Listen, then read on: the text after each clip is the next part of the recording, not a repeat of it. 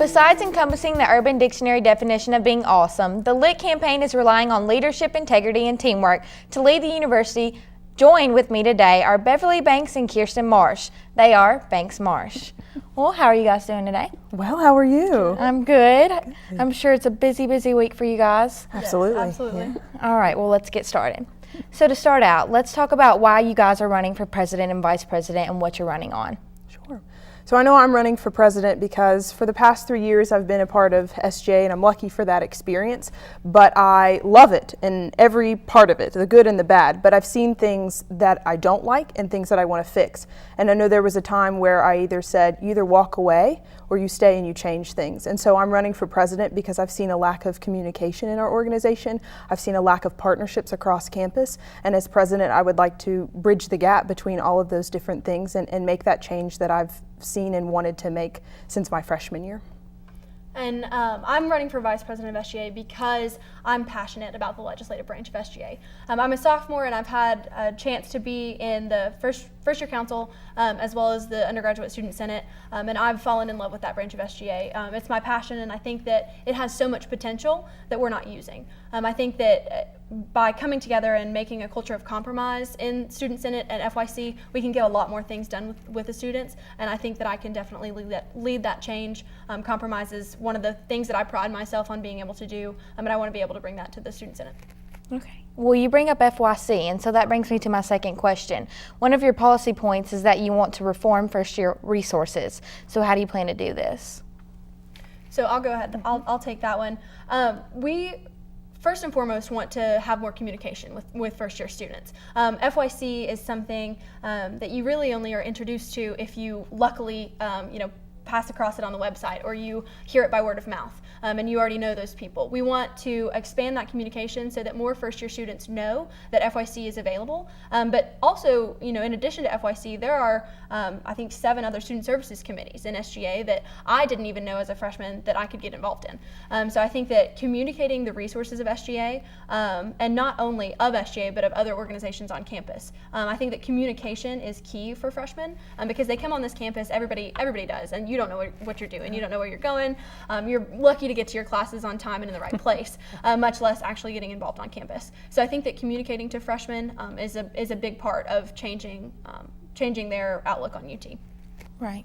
And so can you elaborate on any other policy points that you're running on? Yeah, absolutely. I think what we'll do is we'll take it from our integrity piece of LIT. So, LIT stands for leadership, integrity, and teamwork. And so a lot of times we're talking about integrity and looking at realistic policies. And so one of our big policies is lowering prices at the pod market. If you go to the pod market, you know that a box of cereal is $6, or something else is even higher than that. And when you're a student and you're hungry and you have a limited flex plan or limited meal plan dining dollars, you really need to have something and you need to be able to eat and you need to afford it. And I know the one thing we've said is that, if students can't get what they need, then what are they doing here is the real question. And so we want to look at how we can talk to administrators to make sure, why are the markups so high? Why are students, given this limited amount of money to pay for these high prices, and look at how we can change that. I think additionally, we talked about the Fort bus route, and that's Kirsten's baby.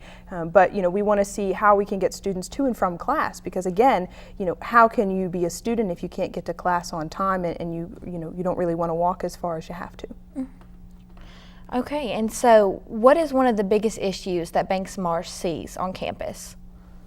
So I think that one of the biggest issues that we've seen on campus is just a campus of, I don't know how to articulate this exactly, but just not being able to speak your mind. Nobody on campus feels comfortable to have a seat at the table and speak for what they believe in all the time. Express their beliefs. Express their beliefs. That you're kind of stifled in that, and it's not just on UT's campus. It's across the nation and even across the globe.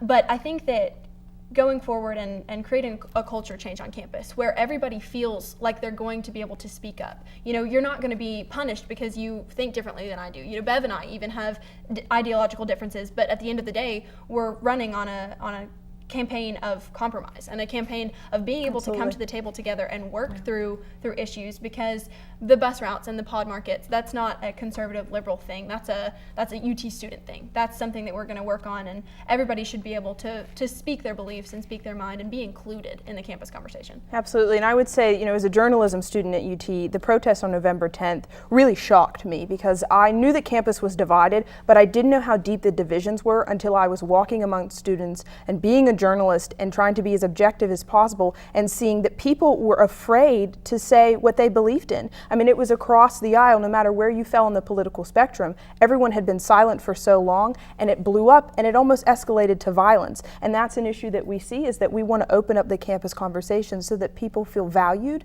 they feel like their concerns are validated, and most importantly, they feel like their voice is heard. So you both are running on an all-woman campaign as far as president and vice president goes. The only campaign this semester to be doing that. So how do you see communicating with the new woman chancellor, Beverly Davenport, will be for you if you were to win the?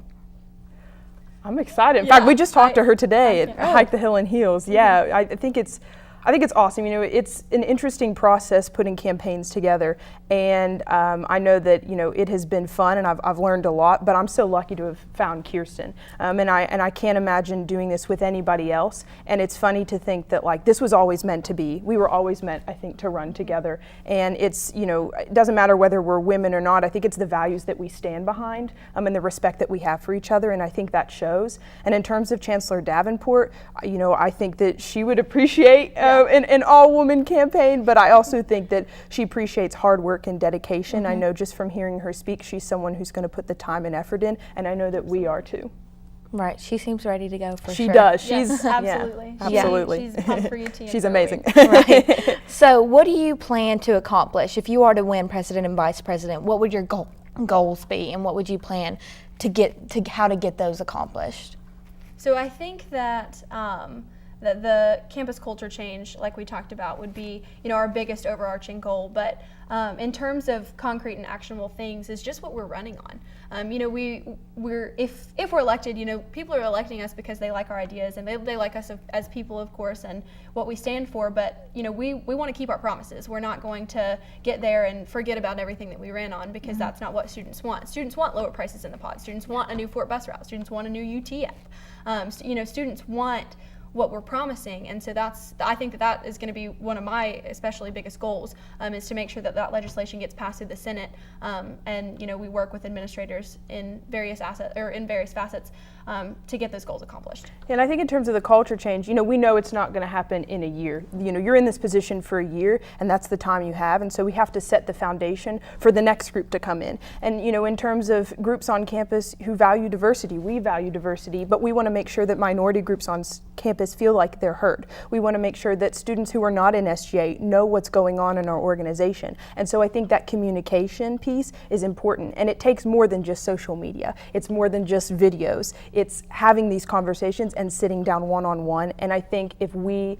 have as many of those in a year as possible, then we've achieved our goal. Yeah. So that brings me to my last question. You should vote for us because? Because we're lit for UT. And we want to bring that light to others. Yeah. And that's it. We want to make sure that everyone comes to UT, you have 4 years, and then you're out. And in that 4 years, we want to make sure that you become the best version of yourselves. The Torchbearers Creed is that we bear light onto others, and we want to do that for students who feel in the dark, because many do on campus. We want to bring that positivity back and make sure they feel like a Vol, and they feel part of that Vol family. Right. Well, thank you, Bev and Kirsten, for joining me today in the studio. It was a pleasure having you. Don't forget to vote April 10th through the 13th at votesga.utk.edu. I'm Savanna Jacoby, and this is Torchlight News. Good luck and happy voting.